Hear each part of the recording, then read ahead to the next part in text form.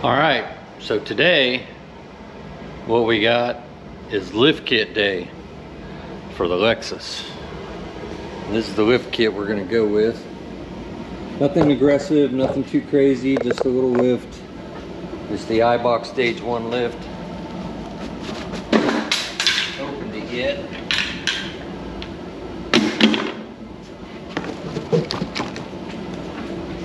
Lid off.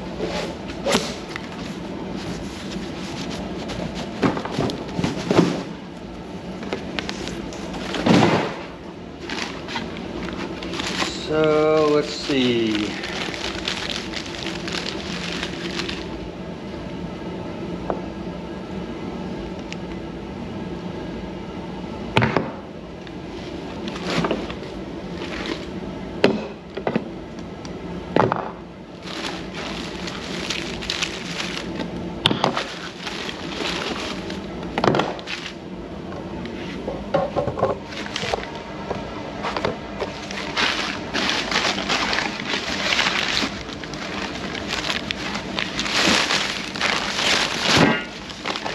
Spring. Upon initial inspection, you might have some oil on your shocks.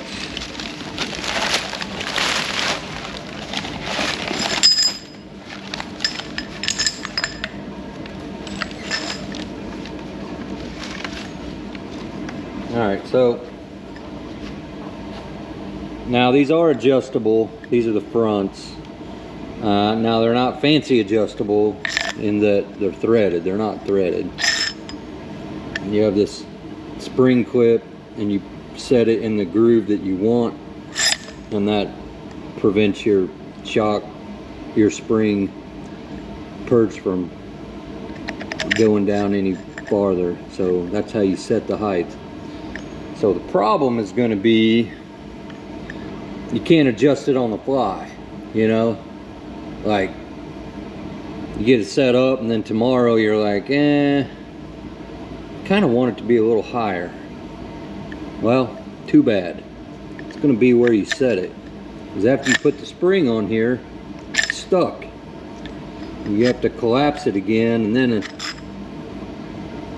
compress the spring and then change this clip. It is a drawback.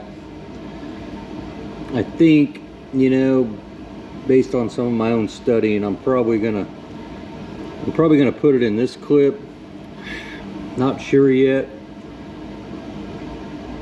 I'll probably put it here and then regret it. All right, so the first thing you're gonna want to do, take the wheels off, and you need to get your air shocks out. Now, in my case, they're trashed. Like, one of them, they blew off, one of them came apart, you know. So, but if yours are intact, I think what I would do is go in the vehicle, set the ride height to low. That'll deflate them, and then, you know, cautiously, because I don't really know, like, if they're fully deflated. Are they really fully deflated? I don't really know. But, you know, carefully, you know, knock them off the perch, you know, pry them up, see if you can pry them up. I don't know, you're gonna have to work that on your own. But once you get to that point, you want to now pull them out of the hole. Well, they don't want to come out of the hole. So if you're on the outside of the vehicle and look across the top of the frame, and you'll look in there, you'll see a little tab sticking up. This little keeper, it's just flimsy. It's like aluminum can tab. I mean, it's just flimsy spring steel, but it slides over this nipple that sticks up through the hole into a groove, and that's what locks it in place. So you won't be able to remove the shock until you remove this. So you'll want to take like a little hook and reach up in there and get it in this little hole and slide that thing out, and then you'll be able to drop this down. All right, so after you get your clip out, it's just hanging here. You know, you can squeeze your little connector and pull your air hose out. In my case, it's so corroded and shitty It's not coming out like very easy, and I don't feel like fighting it, and these things are never going back on. So I'm just gonna cut it. I'm gonna cut it because I don't give a fuck. I'm gonna cut it right here.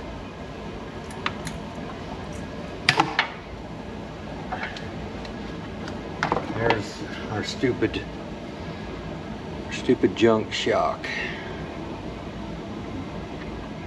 Boot, garbage, trash. All right. Now, obviously, you might want to consider just removing the air compressor itself. You know, maybe you want to sell it. I don't know. I don't know what I'm gonna do. I don't really give a shit if it's there or not. But I'm not gonna let it distract me. We're gonna move on. All right, so your Lexus, probably, like I think all of them, have the comfort control, which adjusts the metering valve inside of the shocks, and here's your connector for that. Now you can disconnect the connector, but I mean, even though I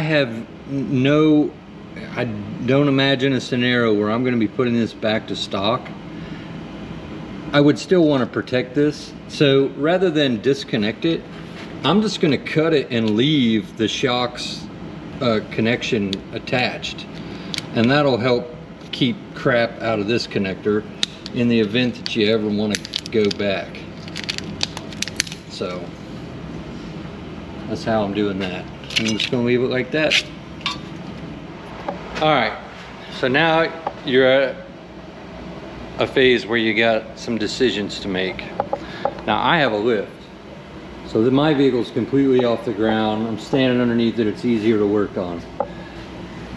Sometimes when you do a lift kit or something, you know, when you're working off jack stands or floor jack, you might want to disconnect the sway bar so you can rock one side of the axle down or jack the other side up to help you. In my case, I'm going to opt to leave the sway bar connected. The sway bar only plays a role when it's side to side change of motion. So like if you leave it connected and you're trying to raise this side, well then it's going to fight the other side. So you would want to disconnect it. In my case, I'm going to disconnect the shocks, both of them, so the axle can swing down. Right now the axle's as far as it can go down because the shocks are fully extended and they're holding it. So we're going to take the shocks out. I'm going to use my handy dandy little tripod that I always put at the back or somewhere under the vehicle just to, you know, make me feel better.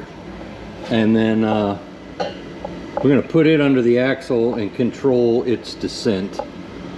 And that should open it up enough that I will be able to put both springs in. But you know how that goes. So we're gonna give it a shot. I'm gonna disconnect it up top. Maybe.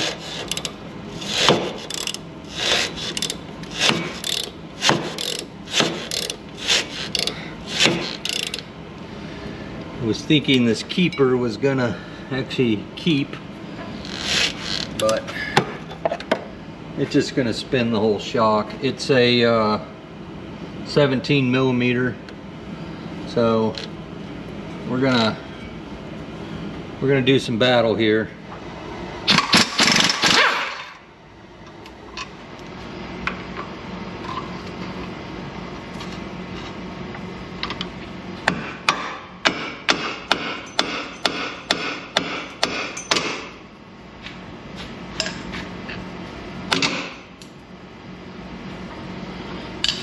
Alright, now after that we'll disconnect it up top and get these shocks out of here and out of the way.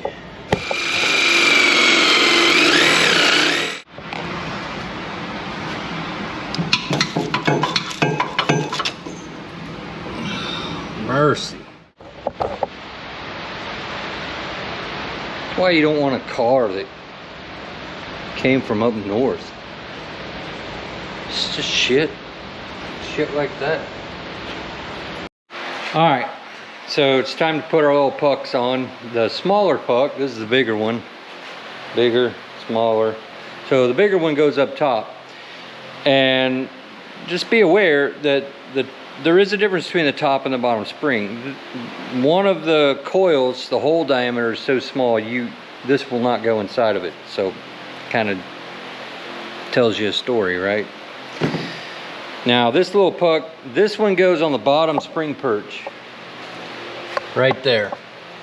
You see I already stuck a bolt in there. So understand, I don't have any instructions, and you probably won't either. But what you're gonna get in the bag is you're gonna get 2 different length bolts. Well, because this is thicker than the plastic one, you're obviously gonna use the long bolt. Then, this is the fun part, you got a big washer and a small washer. Okay, that's cool, thanks. I like that. What the fuck do I do with them? Okay, so the hole in the bottom of your perch here is so big that you have to use a washer. Understand that this bolt slides up under the axle and through that hole from the back side.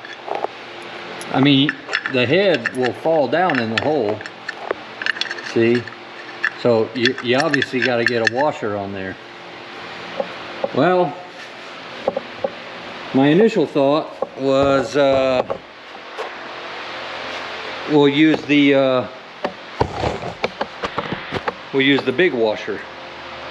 So put the big washer on, slide it up in the hole. It won't go with the big washer. If you get really creative, you could put the washer in and figure out a way to hold it in place while you fish the bolt up in there. But if you put this washer on, it will go in there and it doesn't come out of the hole. Like, you can't get it to come out. So technically it's working. My other logic here is that the upper spring puck is not metal. I guess it's plastic. So I feel like when you tighten the bolt down, you would want to have that pressure translate across the larger surface. I don't know. At the end of the day, I'm putting the small washer in the bottom hole in that spring perch, and I don't really give a shit what their instructions say, and obviously they don't care because they didn't send me any. So, oh, I'm sure you could go online or some shit like that. I don't know if I got time for that. So anyway, here we go. So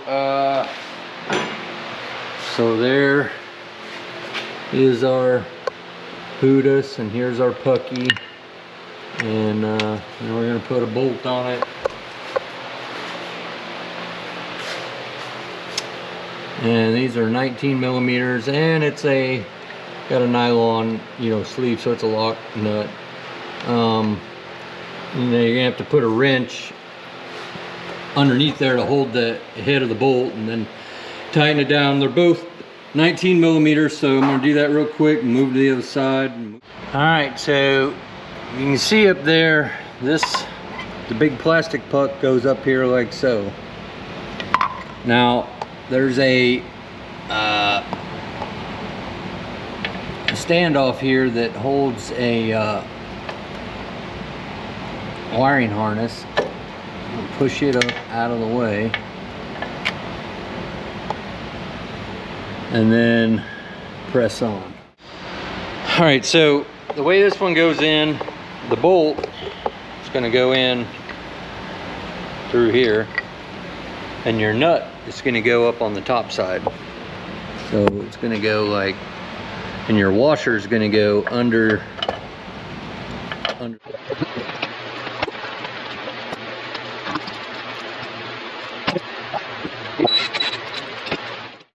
I'll tell you what I don't like. I feel like these sway bar links might ought to be a little longer. We're gonna find out once we get the shocks on, sitting on the ground, weight on it. But I don't like, the sway bar should be down lower. Now, yeah, you could take the sway bar off. I mean, if you're gonna be doing a lot of off-roading, if that's what you're building, is just a, you know, mostly off-roading, that's fine. But a sway bar is nice on the road. So I don't wanna get rid of it. You could do sway bar disconnects, but we'll see. We'll figure all that out.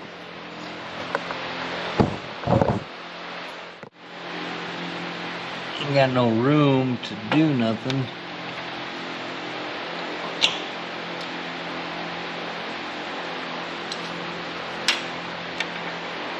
Hat on. Oh man. Oh yes, I love it. I love that shit. All right. Oh, oh shit! Lost the nut and the cushion.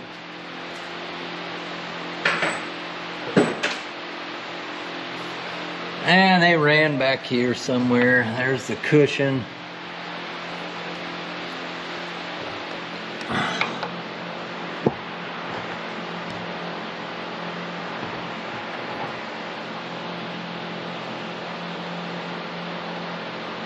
I don't know where the nut went.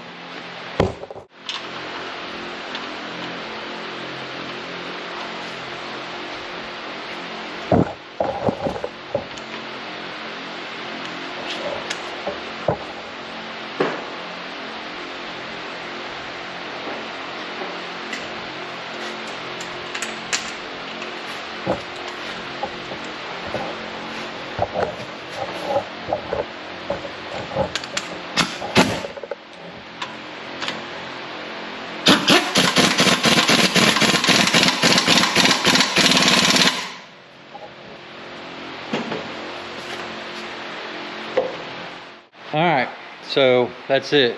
That's how you do the rear lift on the GX 470. It can be a similar process unless you get a really like elaborate lift. Start changing control arms and things like that. But this is the finished product.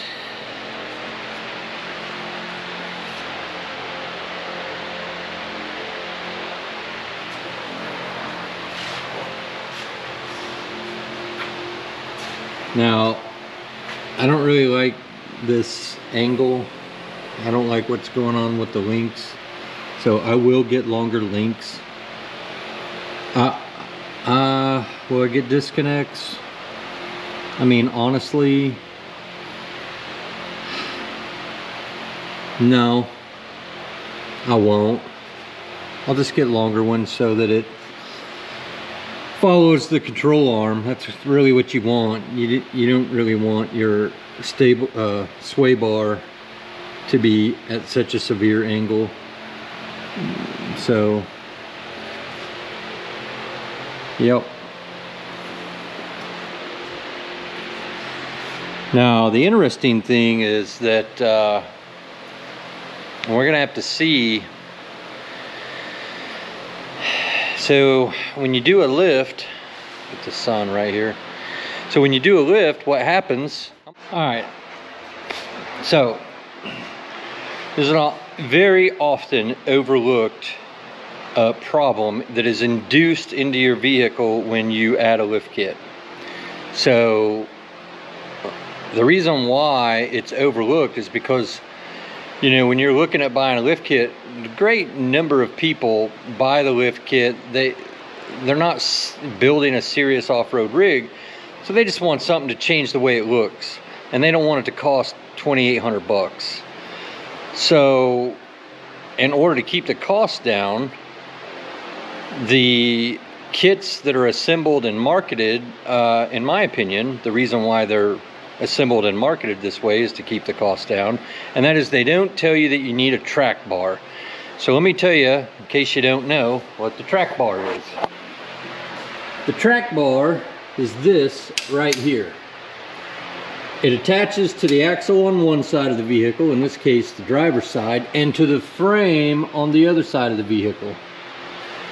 And what that does is it's the arm that holds your axle in place and keeps it from going back and forth, left and right. It's supposed to keep it centered under the vehicle so it can articulate, but it's not supposed to go like this. Well, you notice, I mean, let's just say we had everything disconnected and we had a jack right here, great big long jack, and we just started lowering it down without disconnecting the track bar. The track bar is going to drag the axle over towards the frame. Well, we just lifted it 2.5 inches according to the lift kit here in the rear. And so did 2.5 inches move our axle over? I mean, we pushed it 2.5 inches farther away. I mean, the engineers that make these vehicles, I mean, I know we bitch about them because, you know, we have to like take the intake off to change the starter. I mean, that seems like a real engineering failure, right?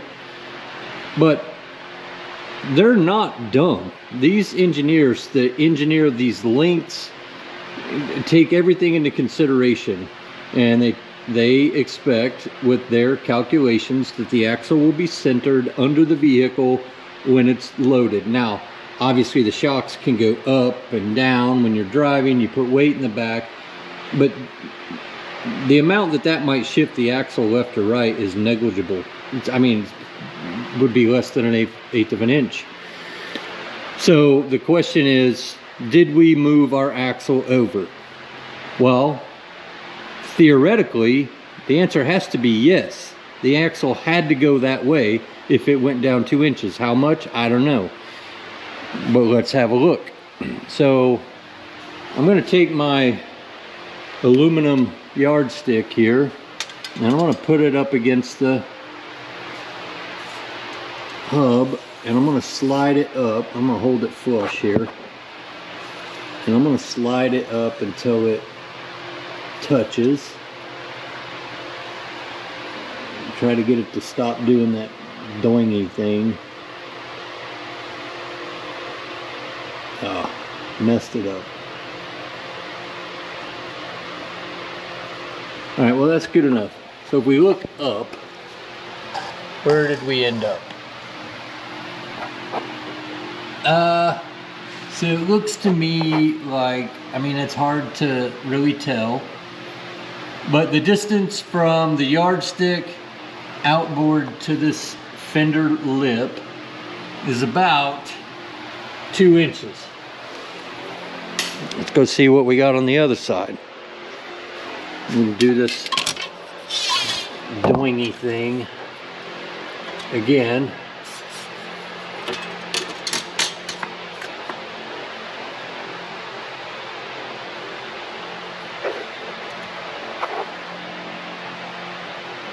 And it's a little closer, maybe. Oh,